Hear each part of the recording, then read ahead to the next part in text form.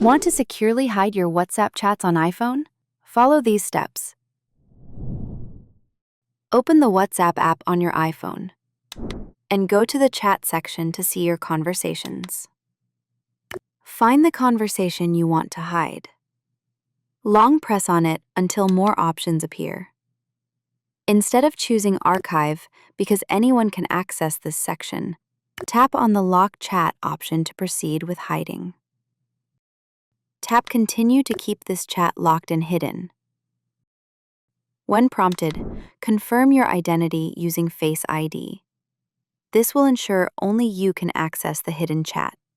The conversation is now effectively hidden and secured.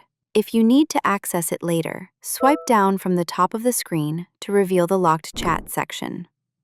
Someone else trying to access the locked chats will need Face ID, ensuring privacy.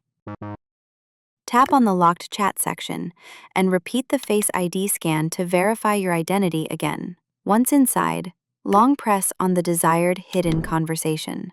Tap on Unlock Chat to move it back to your main chat list for easy access. And there you have it. Your chats are now safe. Subscribe for more useful iPhone tips.